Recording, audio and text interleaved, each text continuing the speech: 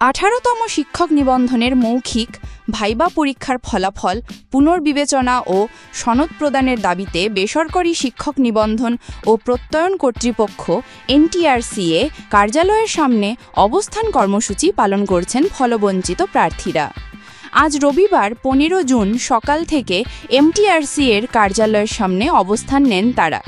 Banner, festoon ও বিভিন্ন slogan সম্মিলিত placard হাতে নিয়ে তারা শান্তিপূর্ণভাবে আন্দোলন শুরু করেন।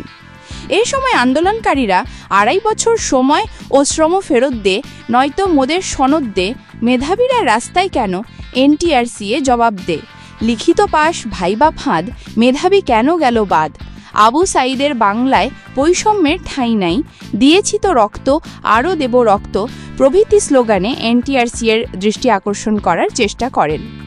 আন্দোলনকারীরা জানান, 18তম নিবন্ধনের লিখিত পরীক্ষায় উত্তীর্ণ হয়েও অনেক মেধাবী প্রার্থী ভাইবা পরীক্ষায় অকৃতকার্য হয়েছেন। তাদের অভিযোগ, ভাইবা প্রক্রিয়ায় অনিয়ম, পক্ষপাতিত্ব ও দুর্নীতির মাধ্যমে যোগ্য প্রার্থীদের বাদ দেওয়া হয়েছে। প্রার্থীদের দাবি, প্রায় 2.5 বছর সময় ও শ্রম ব্যয় করে তারা পরীক্ষায় অংশগ্রহণ করেছেন।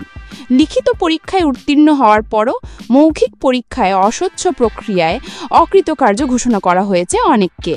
এতে তারা মানসিক ও সামাজিকভাবে চরমভাবে বিপর্যস্ত। আন্দোলনকারীরা আরও জানান, তারা সরকারের সংশ্লিষ্ট দপ্তরের দৃষ্টি আকর্ষণ করতে 2 বার সংবাদ সম্মেলন করেছেন। একাধিকবার অনুরোধ জানালেও এখনও কোনো ইতিবাচক সাড়া মেলেনি। তাই বাধ্য হয়ে তারা রাস্তায় নামতে বাধ্য হয়েছেন। এদিকে আজ সকাল 10:30টায় আন্দোলনকারীদের 7 সদস্যের একটি প্রতিনিধি দল স্মারকলিপি প্রদানের জন্য এনটিআরসিএর ভারপ্রাপ্ত চেয়ারম্যান মফিজুর রহমান ও সচিব এটিএম এহসানুল হকের সঙ্গে বৈঠকে বসেছেন। বৈঠক শেষে পরবর্তী কর্মসূচি ঘোষণা করবেন আন্দোলনকারীরা। এই বিষয়ে এনটিআরসিএ কর্তৃপক্ষের পক্ষ থেকে এখনও কোনো আনুষ্ঠানিক প্রতিক্রিয়া পাওয়া যায়নি।